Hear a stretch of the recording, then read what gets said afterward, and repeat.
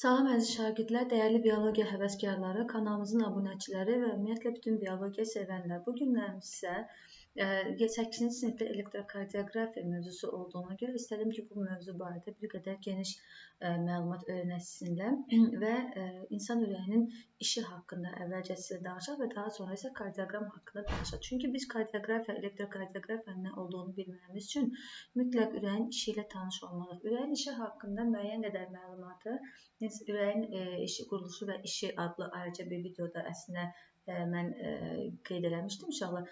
Amma bu gündən biz sizinlə buna bir qədər hüceyrə səviyyəsində, yəni ionlar səviyyəsində baxmağa çalışaq. Gəlin əvvəlcə ümumiyyətlə əzələ hüceyrəsi, ürək əzələsi hüceyrəsinin daxilinə keçməyə çalışaq.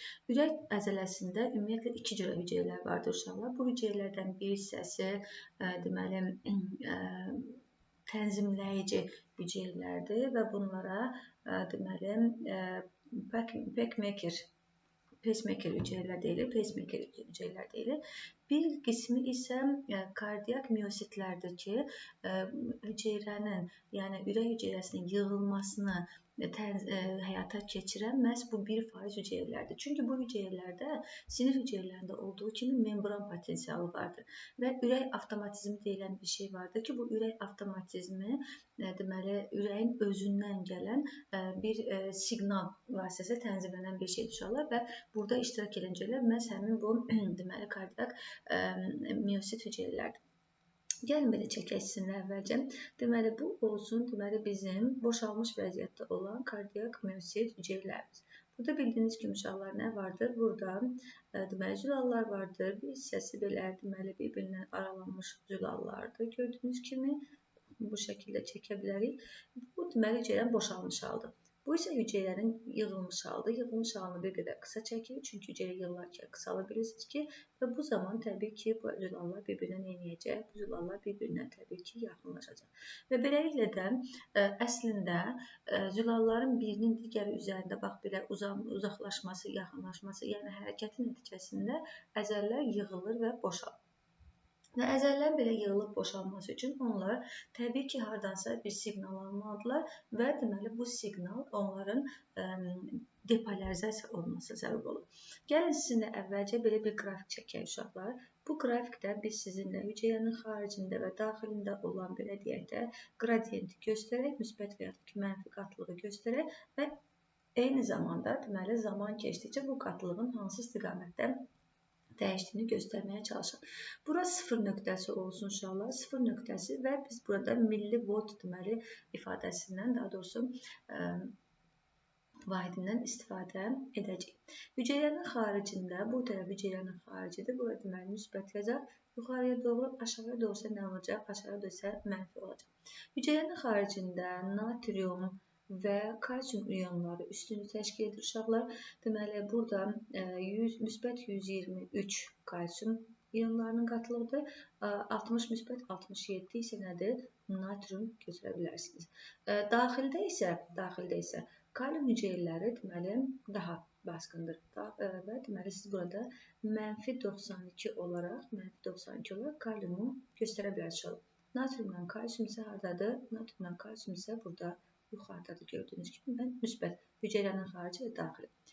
Və burada əgər deməli axın mənfidən müsbətə doğru dəyişərsə bu zaman depolarizasiya baş verəcək. Müsbətdən mənfiyə doğru baş verərsə uşaqlar bu zaman repolarizasiya baş verəcək. Depolarizasiya bu nəyə uyğundur? Bu sistolaya uyğundur. Sistola. Repolarizasiya bu isə diastolaya uyğun olacaq. Yəni birində nə baş verir? Birində əzələ yığılır, digərində isə boşalır. Gəlin burada sizinlə ayrıca bir də çəkim həmin qrafiki. Çəkək. Deməli 0-ı buraya yerləşdirək və bir də deməli mənfi 92-ni qoyaq. Deməli hüceyrə daxildən bir qıcıq alır. Bu qıcığı aldıqdan sonra deməli gəlin burada da şəklini çəkək. Hüceyrədə bir belə keçid qapıları vardır uşaqlar.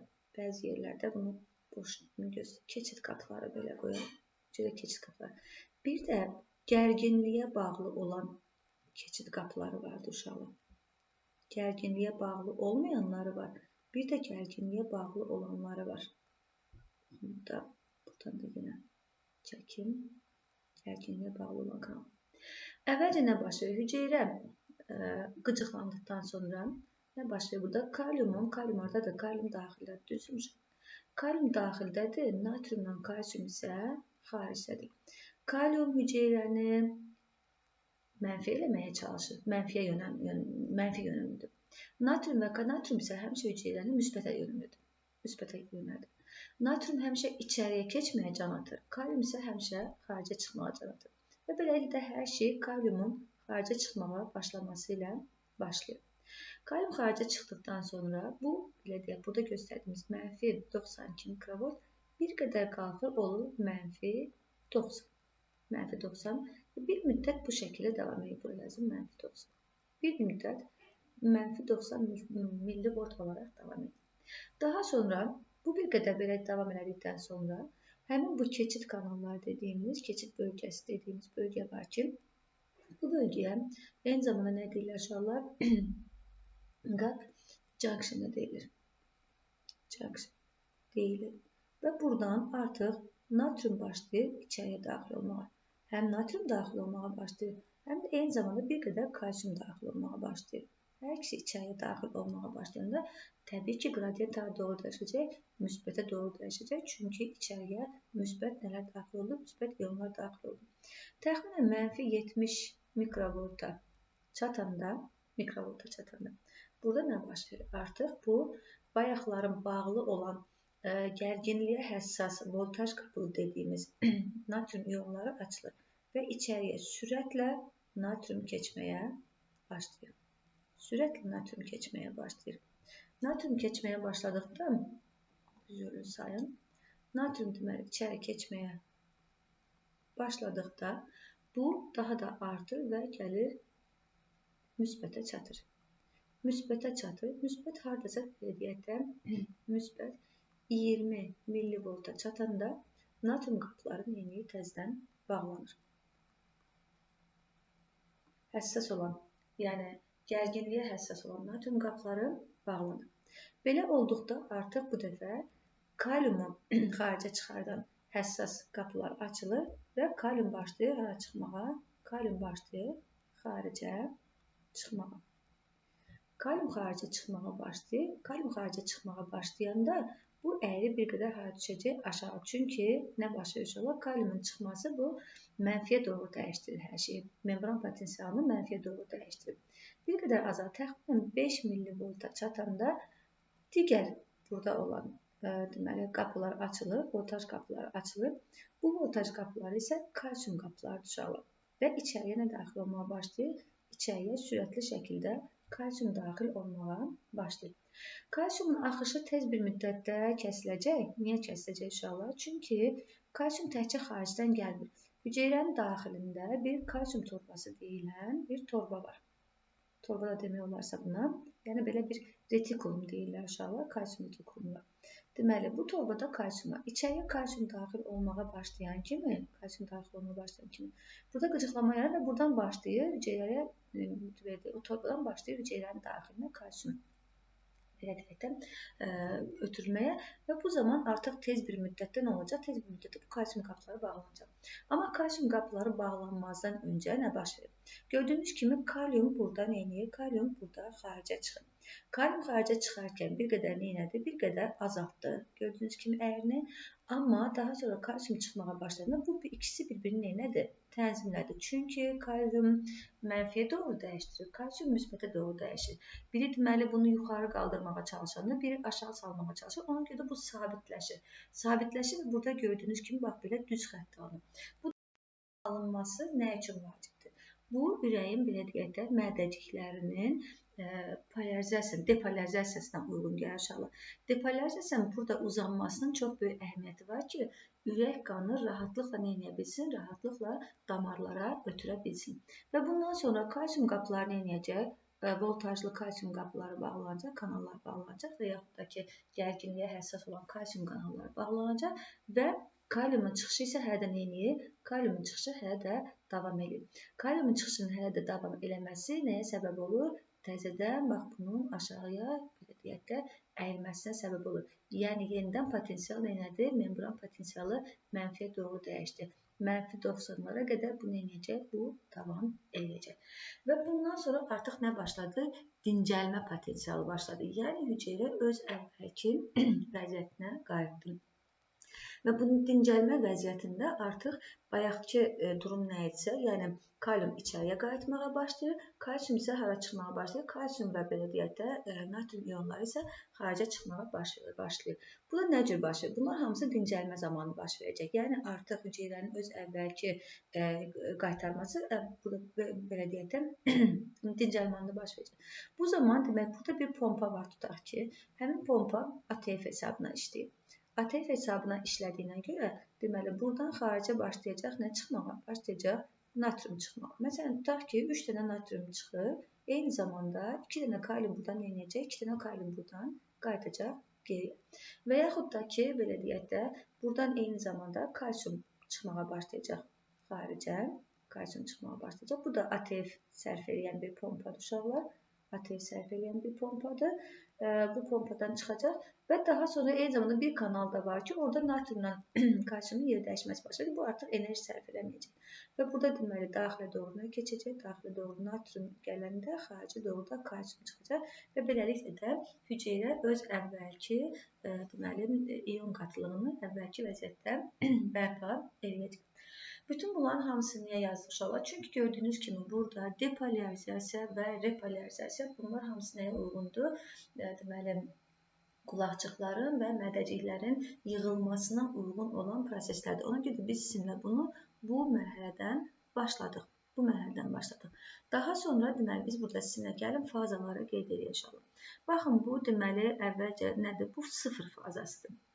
Yəni hələ ki burada gördüyünüz kimi biz buna sıfır fazası deyirik. Sıfır fazasında natrium ionlarının daxilə keçməsi baş verdi və deməli bundan sonra başlayacaq. Bax, bu yuxarı çatanda, 20 mikrovolta çatanda bura artıq hansıdır? Bir fazasıdır. Bu gördüyünüz bir fazasıdır. Bu iki fazasıdır. Bu isə üç fazasıdır. Nə baş verdi? Deməli, sıfır fazasında natrium ionları daxilə keçməyə başladı. Voltaj artdı. Gördüyünüz kimi müsbətə doğru artdı. 20 millivolta çatdıqda gəldi artıq deməli kalsium ionları xaricə çıxmağa, daha doğrusu kalium ionları xaricə çıxmağa başladı. Ardınca kalsium ionları xaricə çıxmağa başladı. 5 millivolta düşəndə bu oldu deməli bir mərhələsi. Ondan sonra gördüyünüz kimi deməli müəyyən bir sabitləşmə getdi. Bu oldu 2 mərhələsi və nəhayət oldu 3 mərhələsi. Və beləliklə də bu şəkildə gördüyünüz kimi ionların yer dəyişməsi nəticəsində depolarizasiya və polarizasiya baş verdi. Gəlin bir də sizinlə özümüz üçün deməli müəyyənləşdirək. Deməli nə oldu uşaqlar? Sıfır fazasında nə baş verdi? Natrium daxilə keçdi. Bu nə oldu? Depolarizasiya oldu.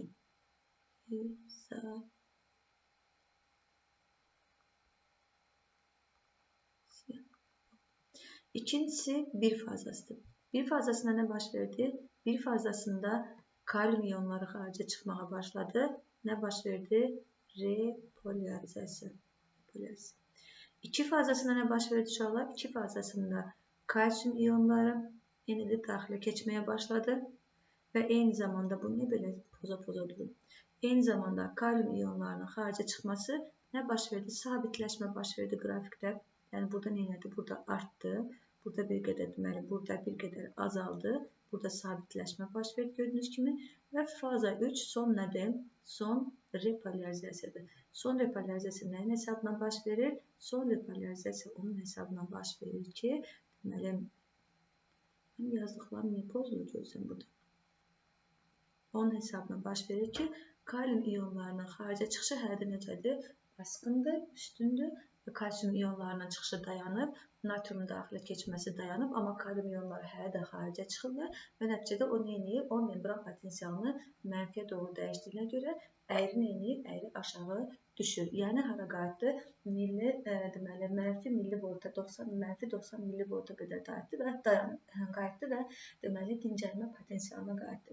Və dincəlmə potensialına qayıdanda bayaq qeyd etdiyimiz kimi artıq hüceyrədən yenə ionlar öz əvvəlki vəziyyətinə qayıtmağa başlayır. Yəni kalium daxilə doğru keçməyə başlayır, natr və kalsium isə xaricə çıxmağa başlayır. İndi uşaqlar, gəlin sizinlə ürəyin özündə baş verən, deməli, bax, bunlar bu prosesləri ürəyin özündə qeyd eləməyə çalışaq. Əvvəlcə nədən başlayaq? Əvvəlcə gördüyünüz kimi biz sizinlə burada nədən danışacağıq? Sinoatrial düyündən danışacağıq. Sinoatrial düyün nədir uşaqlar? Sinoatrial düyün, deməli, sağ qulaqçığın arxa divarında yerləşən bir sinir düyündür.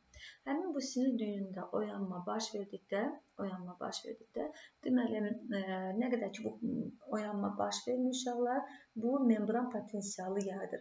Membran potensialı yaradır və deməli, bu dincəlmə baş verir. Amma bu sinirdə, bu düyündə oyanma baş verdikdə depolarizasiya, bayaq qeydlədiyimiz həmin o faza, deməli, sıfır fazası, yəni depolarizasiya baş verir. Depolarizasiya baş verirkən, baxın, gördüyünüz bu düyündə yayılan, əmələ gələn oyanma, gördüyünüz kimi bir sinir lifi vasitəsilə hara getdi? Sol qulaqçığa getdi və burada, deməli, oyanmaya səbəb oldu. Və beləliklə də bütün, belə deyək də, qulaqçığın hüceyrələrinə yayılaraq nədir? Həm sağ, həm də sol qulaqçığın hüceyrələrinə gördüyünüz kimi yayıldı və qulaqçıqların sistolasının həyata keçməsini təmin etdi. Və təbii ki, bu hara gəlib çatacaq? Bu təbii ki, gəlib atrioventrikulyar düyünə, yəni deməli qulaqçıqlarla iki qulaqçıq arasında olan deməli ara kəsmənin üzərindəki düyünə gəlib çatır. Bu düyündən sonra təbii ki, hara yönəlməlidir? Təbii ki, mədəciklərə yönəlməlidir. Amma burada bir qədər fasilə eləyir. Fasilə eləyir nə üçün inşallah? Yəni burada təxminən 0,1 saniyə fasilə eləyir. Bu 0,1 saniyə ərzində qulaqçıqlar yığılır. Amma mədəciklərə ötürülmür bu yığılma. Çünki əgər mədəciklərə həmin anda ötürülsə, o zaman qulaqçıqla mədəciyin yığılması eyni anda baş verər və təbii ki, qulaqçıq və mədəcik bir-birinə qarşılıqlı şəkildə qan pompalayırlar və mədəcikdən damarlara qanın keçməsi məsələsi pozular. Ona görə də nə baş verir? Ona görə də burada 0,1 saniyə gecikmə baş verir. Daha sonra gördüyünüz kimi 0,1 saniyədən sonra hiss dəstəsi adlanan, alimin adı ilə adlandırılmış bir sinir dəstəsidir. Bu sinir dəstəsinə ötürülür. Daha sonra hiss dəstəsi gördüyünüz kimi gəlib sağ və sol mədəciklərin ayrıcına çatanda iki şaxıya ayrılır. Sağ şaxıya ayrılır, sol şaxıya ayrılır və bir də sağ şaxıya ayrılır. Sağ şaxıya da ayrıldıqdan sonra, sol şaxıya da ayrıldıqdan sonra daha kiçik liflərə ayrılır ki, bu liflərə artıq nə deyirik? Bu liflərə artıq Purkinje lifləri deyirik. Və baxın, buradan atrioventrikulyar düyündən başlayaraq yayılan bu, belə deyək də, oyanma belə bir əyrinin yaranmasına səbəb olur. Və ən nəhayətdə bunun sona çatması, belə deyək, sonunda bax, belə bir əyrinin yaranmasına səbəb olacaq. Yəni, burada gördüyümüz hər şey özünü elektrokardioqramda mütləq göstərəcək. Gəlin, indi bayaq dediklərimizi bu şəklin üzərində kardioqramdakı dalğalarla uyğunlaşdırmağa çalışaq. Nə dedik burada? Dedik ki, sağ qulaqçıqda bir SA düyünü vardır. Həmin SA düyünündən, mən bunu qara qələmə keçirdim. SA düyünündən neynədir? SA düyünündən bir oyanma başladı. Həmin bu oyanma gördüyünüz kimi neynədir? Dalğalarla yayıldı ta AV düyününə qədər gələcək. Bu qulaqçıqların yığılması və bu P dalğasına uyğun gəlir. Daha sonra nə baş verdi? Gördüyünüz kimi burada bir düz xətt var. Bu həmin o 0,1 saniyə gecikməni göstərir. Yəni AV düyünündə gecikməni göstərir. Daha sonra AV düyünündən başlayaraq hiss dəstələri ilə gördüyünüz kimi membranlar arası sahəyə yayılır. Membranlar arası sahəyə yayıldıqda burada Q dişçiyi əmələ gəlir. O gördüyünüz kimi belə aşağıya yönəlmişdir uşaqlar. Deməli, və ondan sonra artıq deməli, sağ və sol şaxələr ayrılır və endokarddan, yəni daxili membrandan xarici membran, perikarda doğru oyanmaların ötürülməsi davam edir. Bu zaman R dişçiyi meydana gəlir. Həm sağda, həm də solda bu proses davam edir uşaqlar və sol mədəcikdə toxuma kütləsi daha çox olduğuna görə daha iri bir vektor əmələ gətirir. Və deməli, bu zaman depolarizasiya, mədəciklərin depolarizasiyası baş verir. Yəni, bu mədəciklərin yığılmasına uyğundur və beləliklə də onun deməli, ən iri vektoru nədir? R vektorudur və gördüyünüz kimi yuxarıya doğru yönəlmiş bir oxla göstəririk və kardioqramda göstəririk. Daha sonra nə baş verəcək? Daha sonra deməli, oyanma Purkinye lifləri vasitəsilə ötürüləcək. Bütün belə deyək də mədəciklərin yanlarına doğru yayılacaq. Bu deməli mədəciyin gördüyünüz kimi təpə hissəsi, baxıb bu hissəsinə olan bu nədir? R dişçiyinin əmələ gəlməsi səbəb olacaq. Purkinye lifləri vasitəsilə isə yanlara doğru yayılma baş verir ki, bu da S dişçiyinin yaranmasına səbəb olacaqdır. S dişçiyi kardioqramda aşağıya doğru yönəlmiş bir xəttlə göstərilir. Bundan sonra ST aralığı əmələ gəlir ki, bu ST aralığında artıq nə baş verir? Artıq mədəcik tam yığılaraq qanın qovur deməli damarlara. Bundan sonra isə deməli mədəciklərin repolarizasiyası başlayacaq və bu T dalğası gördüyünüz kimi bax 3-cü şəkildə gördüyünüz kimi mədəciklərin repolarizasiyası baş verir və nəticədə T dalğası yaranır. T repolarizasiya qulaqçıqların yığılmasına nisbətən, yəni qulaqçıqların depolarizasiyasına nisbətən daha uzun sürən bir müddət olduğuna görə bu dalğa həm P dişçiyindən, yəni T dişçiyi P dalğasından daha həm hündür olur, həm də eyni zamanda geniş və uzun olur. İki R dişçiyi arasındakı məsafə, baxın məsələn, bura ilə bura arasındakı məsafə deməli bir ürək döyüntüsünə sərf olunan zamanı bildirir. Gördüyünüz kimi burada nədir? Burada normal bir ürək döyüntüsüdür. Bir qədər sonra biz sizinlə bunları da hesablamağı öyrənəcəyik. Burada gördüyünüz kimi sürətli bir ürək döyünməsi var. Taxikardiyadan danışmaq olar. Çünki burada gördüyünüz kimi R dişçilər arasında məsafə qısalmışdır. Burada həddən artıq çox uşaqlar. Bu ləng bir ürək yığılmasıdır. Yəni ürək burada daha gec yığılır, ürək siklinin müddəti artmışdır, burada azalmışdır, burada artmışdır. Burada isə aritmiya müşahidə olunur. Çünki gördüyünüz kimi dişçilər arasındakı məsafə gah uzundur, gah da qısadır. Belə, indi sizinlə gəlin kardioqram kağızına baxmağa çalışaq. Daha doğrusu bu şəkildə siz əvvəlcə bir görürsünüz ki, bu şəkildə nə göstərir? Oyanmalar necə ötürülür və oyanmalar ötürüldükcə necə deməli kardioqram kağızında bu qeyd olunur. Hər birinin əmələ gəldiyi hissələr deməli burada qeyd olunur. Daha sonra sizinlə baxaq bu şəklə. Kardioqram kağızı haqqında gəlin danışaq uşaqlar. Kardioqram kağızları standart kağızlar olur uşaqlar. Yəni burada gördüyünüz kimi bax belə böyük kvadratlar vardır. Hər böyük kvadratın içərisində isə kiçik kvadratlar vardır. Gəlin bunu bir böldürülmüş şəkildə baxaq. Gördüyünüz kimi uşaqlar bunlar nələrdir? Bunlar böldürülmüş kvadratlardır. Deməli, böldürülmüş kvadratların hər biri isə 5 dənə kiçik kvadratdan ibarətdir. Burada daha böldürülmüş forması var uşaqlar. Bir böyük kvadrat 5 dənə 1, 2, 3, 4, 5 bu şəkildə 1, 2, 3, 4, 5 də aşağıya doğru belə kvadratlardan ibarətdir. Və beləliklə də bir böyük kvadrat 25 dənə kiçik belə kvadratdan ibarətdir. Hər kiçik kvadratın bir tərəfi 1 mm olduğuna görə böyük kvadratın da bir tərəfi 5 mm olacaqdır. Hər kiçik kvadratın kvadrat 0,4 saniyəni göstərir uşaqlar və ona görə də bir böyük kvadrat 0,2 saniyəni göstərmiş olur. Fikir verirsiniz, burada biz sizinlə gəlin sayaq uşaqlar. Baxın, 1 saniyədə, burada gördüyünüz kimi 3 saniyəni göstərir. 1 saniyədə 1, 2, 3, 4, 5 dənə nə vardır? 5 dənə böyük kvadrat vardır. Bu nəyə uyğundur uşaqlar? Gəlin, baxın, burada belə bir şəkil var. Bu şəklə gəlin baxaq. Burada deyir ki, bax, görürsünüz bu hissəni. Deyir ki, kardioqram kağızı üzərində 1 saniyədə 25 mm irəliləmişdir.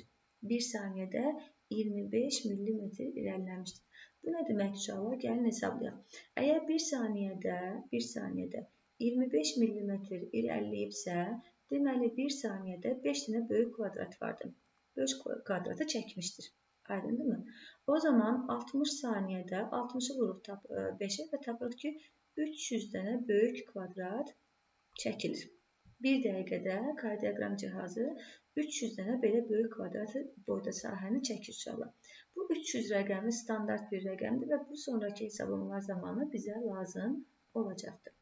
Və gördüyünüz kimi burada nə oldu? Həmin dalğalar kardioqram kağızında bax bu şəkildə qeyd olunur. Əgər fikir versəniz, P dalğası 2 kvadratın içərisində göstərilib. 0,4, 0,4, 0,8 saniyə oldu. Təxminən 0, belə deyək də, %8 saniyədə 0,11 saniyəyə qədər bu davam edə bilər. Eyni zamanda, baxaq, burada gördüyünüz kimi bir fasilə vardır. Bu nədir uşaqlar? Bu, bayaq dediyimiz o AV dönümdə gecikməkdir. QRS kompleksi gördüyünüz kimi uşaqlar 3-dən kiçik, 1, 2, 3, 3-cüdən kiçik, yəni tam 3-ü doldurmuş uşaqlar. Bu qədər bir müddətdədir və bundan sonra deməli ST deməli segmenti təxminən 2 balaca kvadrat metrdir, kvadratdır. Bu da 0,8 saniyə eləyəndə və T dişçiyi də gördüyünüz kimi 1, 2, 3 dənə dişçi kvadratın içərisində yerləşdirilmişdir. Bu da təxminən 0,12 saniyə eləyir. Və biz bütün bunların hamısını hesablasaq, nəhayətdə ortalığa bir 0,3 saniyəlik bir belə deyək də, mərdəcik yığılmasını hesablaya bilərik. İndi gəlin bu kardioqrama baxaq uşaqlar. Bu kardioqramda gördüyünüz kimi burada bir neçə dənə sahə vardır uşaqlar. Baxın, bunlar nədir? Baxın, gördüyünüz kimi burada birinci, ikinci və üçüncü qeyd olunan sahələr var. AVR, AV-right, AVL və AV-foot, yəni gördüyünüz kimi bunlar var. Və bir də V1, V2, V3, V4, V5 və V6 sahəsi var. Bunlar nə deməkdir uşaqlar? Kardioqramda niyə bu sahələr vardır? Kardioqramda siz deməli elektrodların, müxtəlif elektrodların düzüldüyünü görmürsünüz. Yəqin bilirsiniz ki, bizim həm qollarımıza, həm deməli ayağımıza, ancaq sol ayağımıza, sağ ayağa taxılmış olan bu torpaq ayağı hesab olunur. Və bir də döş qəfəsinə düzülən belə elektrodlar vardır. Qollara və ayağa taxılan elektrodlar bir qədər nəyə bənzəyir? Sancağa bənzəyir və o şəkildə bizim manjet kimi sıxır qollarımızı. Amma döşə taxılanlar isə biraz fərqli formadadır və onların hər birinin də özünün rəngi vardır. Bir qədər sonra bu barədə danışacağıq. Bu nəyə lazımdır uşaqlar? Məsələn, təsəvvür edin ki, bir insanın sifətinə baxırsınız və siz onun burnunun nə formada olduğunu öndən baxaraq, məsələn, aydınlaşdıra bilməz uşaqlar. Adam yandan duranda biz onun burnunun əslində hansı ölçüdə və yaxud da ki, hansı formada olduğunu daha aydın görə bilirik. Ürək də belədir uşaqlar. Ürəyin yalnız bir istiqamətdən görüntülərini almaq, siqnallarını almaq bu ürək haqqında tam məlumat vermir bizə. Ona görə də ürəyi, baxın, burada gördüyünüz kimi D1 və AVL, yəni AV left, bu necə ürəyin soldan çəkilişidir. Sanki sol tərəfdən gələn dalğaları göstərir. Deməli, D2, D3 və AVF bu isə aşağıdan yuxarı olanları gördüyünüz kimi göstərir. Ürəyin belə deyək də bucağı əsasən 59 dərəcə, müsbət 59 dərəcəni göstərir uşaqlar. İndi gəlin baxaq burada. Deməli, bizdə ümumiyyətlə elektrodlarımız 3 cür olur uşaqlar. Bipolyar, 3 dənə bipolyar elektrodlar qoşulur, 3 dənə unipolyar elektrodlar qoşulur və 6 dənə də döş elektrodları qoşulur. Bipolyarlar bizə D1, D2, D3 verir. Bayaqların kardioqramda gördüyümüz, deməli, həmin o birinci, ikinci, üçüncü dediyimiz sahələri verir. Baxın, bu gördüyünüz 1, 2, üçüncü sahələri verir. Deməli, unipolyarlar bizə verəcək, deməli, AVL ilə yazılanları və deməli, V1 və 2 isə bunlar isə deməli bizdə olacaq döş, həmin bu elektrodlar olacaq. Gəlin əvvəlcə D1-ə baxaq uşaqlar. Gördüyünüz kimi D1-də sağ qola mənfi elektrod taxılır, sol qola müsbət elektrod taxılır. Baxın, sağ mənfi, sol müsbət gördüyünüz kimi. Sonra D2-də sağ qola mənfi, sağ qol mənfi, sol ayaq müsbət gördüyünüz kimi. D3-də isə deməli, mənfi elektrod sol qola, müsbət elektrod isə hara taxılır? Sol ayağa taxılır. Sağ ayağa gördüyünüz kimi heç nə taxmadı uşaqlar. Və burada nə baş verir uşaqlar? Gördüyünüz kimi hər birində fərqli görüntülər alınır. Amma hamısında deməli, vektor mənfidən müsbətə yönəldiyinə görə, dalğalar yuxarıya doğru yönələcək. Dalğalar müsbətə doğru, yəni yuxarıya doğru gördüyünüz kimi yönələcək. Amma fikir versəz görərsiniz ki, uşaqlar, deməli, burada deməli, sol qolla sağ qol arasındakı məsafə ən qısadır. Dalğalara baxın, ən qısa dalğalar orada yanır uşaqlar. Sağ qolla sol ayaq arasındakı məsafə ən uzunudur, ən hündür dalğalar burada yaranmışdır uşaqlar və deməli sol qolla sol ayaq arasındakı məsafə ortadadır və orta ölçülü dalğalar da gördüyünüz kimi burada yaranmışdır. Və burada nə görürsünüz uşaqlar? Baxın yenə də vektor hardandır? Mənfidən müsbətə doğru. Gördüyünüz kimi yuxarı doğru alındı. Yenə də mənfidən müsbətə doğru, yenə yuxarı doğru ən uzun dalğalar bunlar oldu və deməli ən kiçiyi də deməli ortada olan da budur. Və burada uşaqlar nə görürsünüz? D2 ən uzun olanı. D1 ilə D3-ün cəminə bərabərdir. Bax, belə bir üçbucaq neylədik? Almış olduq. Bu sanki ürəyi soldan çəkən bir nəydi? Görüntüydür. Baxın, burada da nəyimiz uşaqlar? Burada da siz görə bilərsiniz. Baxın, D1 gördüyünüz kimi daha qısa dalğalardır. D3-də nisbətən ortadır və D2 ən uzundur və bununla bunun cəmi bizə nəhayətdə D2-ni verəcək. İndi gəlin o birisinə baxaq uşaqlar. Burada isə artıq nədir? Bizdə AV ilə göstərilən dalğalardır. Deməli, AV-də müsbət elektrod deməli, sol qola yerləşdirir. Sol ayaq və sol qol isə nədir uşaqlar? Bunlar mənfidir. Yenə baxaq. Deməli, sağ qol, daha doğrusu sağ qol müsbət, sol ayaq və sol qol mənfi. Sonra, burada artıq gördüyünüz kimi, bayaqları necə yerləşdirmişdik? 2-2 yerləşdirmişdik. Sağ qol, sol ayaq, sol qol, sağ ayaq bu şəkildə. Amma burada isə artıq necədir uşaqlar? Baxın, sağ qol, sol ayaq və sol qol. Eyni zamanda sol qol, sol ayaq, sağ qol. Sol qoldan sol ayağa, deməli, sol ayağı və sağ qolu. Və eyni zamanda sol ayaqdan müsbət, sağ qol və sol qola mənfi. Yəni, burada vektorlar gördüyünüz kimi, neynədir uşaqlar? Mənfidən, müsbətdən mənfiyə doğru yönəldi. Və hamısı fikir versəz kənarlara yönəlmişdir. Ona görə də hamısı necə olacaq? Hamısı negativ olacaq və bu elektrokardioqramda özünü aşağıya yönəlmiş bir dalğa kimi göstərəcək. Baxın uşaqlar, burada bir dənə AVF-də hara yönəlib? AVF-də gördüyünüz kimi yuxarı yönəlmişdir. Amma AVR-də də, deməli, AVL-də də hara yönəldi? Onlar da aşağı yönəlmiş olur. Və nəhayət gəlin baxaq sizinlə, deməli, döş elektrodlarının. Döş elektrodlarının gördüyünüz kimi nəyi vardır? Müxtəlif rəngləri vardır və bu rənglərə əsasən də döş nahiyəsində bunlar yerləşdirilir. Birinci elektrod gördüyünüz kimi döş sümüyündən sağ tərəfə 1, 2, 3, 4, 5, 4-cü qabığı ilə 5-ci qabığın arasındakı bir hissədə yerləşdirilir. V2 ona paralel olaraq belə deyək də sol tərəfdə yerləşdirilir. Ondan sonra deməli V3 aşağı düşdü.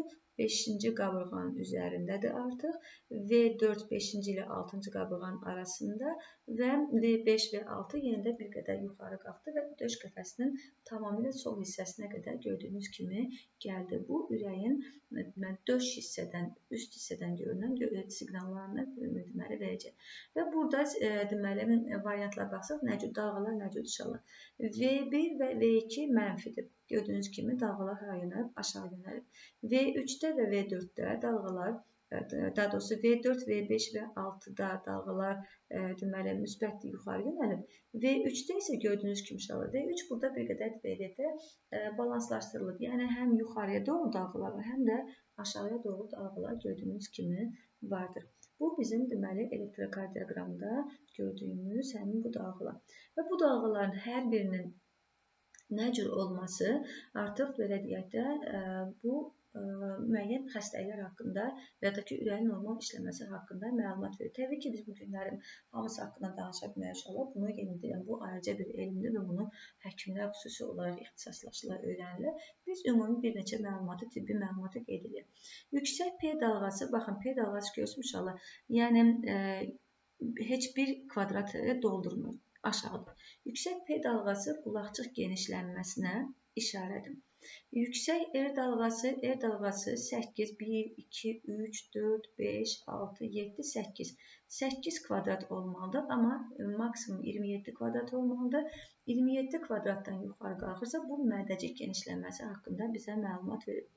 Yüksək Q dalğasının yüksək olması və ST segmentinin yüksəkliyi. Baxın, bu segmentin yüksəkliyi, məsələn, yəni bu gəlir, bura qədər buradan yüksəkliyi miokard infarktı haqqında həkimlərə məlumat verir. ST segmentinin aşağıda olması ki, bu aşağıda düşə bilər uşaqlar, aşağıda olması deməli, qanda yüksək kalium qatılığına işarədir. Q dalğasının olmaması zəif infarktlara işarədir və bu zəif infarktlar belə deyək, üst-üstə kevlanır. Təbii ki, bu artıq böyük fəsadlara səbəb ola bilir. Və el dişçikləri arasında məsafənin müxtəlifliyi isə aritmiyaya səbəb olur. Gəlin, indi uşaqlar sizinlə müəyyən kardioqramlara baxaq. Məsələn, bu kardioqramda siz nə görürsünüz? Bu kardioqramda siz ST dalğasının, baxın uşaqlar, bu nə idi? El dişçiyi, düzdürmü? Və bu S-dir. Və bu S harada olmalıdır? S əslində Q-yə yaxın olmalıdır. Düzdürmü? Burada olmalıdır. Amma haradadır? Yuxarıdadır. ST segmentinin hündürdə olduğunu görürsünüz. Və bayaqlar qeyd etdiyimiz kimi ST segmentinin hündür olması bu nəyə uyğundur? Miokard infarktına gördüyünüz kimi uyğundur. Baxın, burada uşaqlar, bu normal bir kardioqramdır. Burada isə gördüyünüz kimi ST segmenti hara düşmüşdür? ST segmenti aşağıya düşmüşdür. Bu isə nə uşaqlar? Kalium ionlarının qanda çox olması demək idi. Və burada baxın uşaqlar, burada gördüyünüz kimi nə görürük? Burada el dişçiyinin həddindən artıq uzanmasını görə bilirsiniz. El dişçiyi həddindən artıq uzanıbsa, bu isə nəyə? Mədəciklərin genişlənməsi haqqında məlumat verə bilər. İndi uşaqlar, gəlin sizinlə deməli, bir kardioqram üzərində müəyyən hesablamalar aparmağa çalışaq. Məsələn, bu kardioqramda el dişçikləri arasında məsafələri ölçərək tapaq görək, bu şəxsin, yəni bu kardioqram çəkilmiş bu adamın ürəyi bir dəqiqədə neçə dəqiqə döyünür. Baxaq uşaqlar, el dişçikləri arasındakı böyük kvadratların sayını burada görə bilərsiniz. Deməli, biz bayaqlamızı nə hesabladıq? Dedik ki, bir dəqiqədə 300 dənə böyük nə olurdu? 300 dənə böyük deməli, kvadrat çəkilirdi. Düzdür uşaqlar? 300 rəqəmini yadımızda saxladıq. 300 dənə böyük kvadrat çəkilirdi. Və indi baxır uşaqlar, bir el dişçiyi ilə burayla bunun arasına baxaq.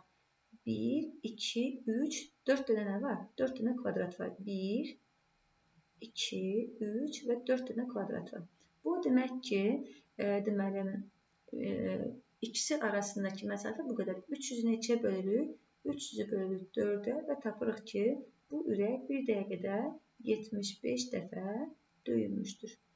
Çünki bir döyüntüsünə nə qədər zaman sərf olunub? 1, 2, 3, 4 dənə kvadrat sərf olunub. 4 kvadrat isə nə qədər olacaqlar? Belə deyək də, kiçik kvadrat 0,2 saniyə isə 4 dənəsi 0,8 saniyə olacaq. Deməli, 75 dəfə ürək döyülmüşdür. İndi başqa cür hesablama aparaq. Bir böyük kvadrat nə qədər idi? Bir böyük kvadrat 0,2 saniyədir. 4 dənə böyük kvadrat nə qədər olacaq uşaqlar? 0,8 saniyə olacaq. Bir döyüntüyə əgər 0,8 saniyə sərf olunubsa, 60 saniyədə neçə döyüntü baş verəcəkdir? X-də tapmaq üçün 60-ı neçəyə bölürük? 60-ı 0,8-ə bölürük, yəni də 75 hesablayırıq. Və beləliklə də tapırıq ki, bu şəxsin ürəyi saatda, daha doğrusu dəqiqədə 75 dəfə döyülmüşdür ki, bu da normal ürək döyüntülərini göstərir. Və kardioqrama fikir versəz görərsiniz ki, bu şəxsin ürəyində aritmiya yoxdur. Çünki onun bütün el dişçiklərinin arasındakı məsafə 4 dənə böyük kvadrata bərabərdir. Və sonunda sizə belə bir məsələ ilə müraciət etmək istəyirəm uşaqlar. Şərhlərdə bu məsələnin cavabını özünüz üçün istəsəniz qeyd edə bilərsiniz. Deməli, EKG-nin 30 saniyəlik hissəsində 50 el dişçi qeydə alınmışdır. Bu şəxsin ürəyi neçə saniyəlik bir sikllə döyünür, dəqiqədə ürəyi neçə dəfə vurur və onun haqqında hansı qənaətə gəlmək olar. Və beləliklə, bu da sizə bu günlərimi, əgər bu suala cavab versəniz, deməli, bu videoda mən sizə nələrsə öyrədə bilmişəm. Hər birinizə uğurlar arzulayıram. Növbəti videolarda görüşənə qədər özünüzə yaxşı baxın.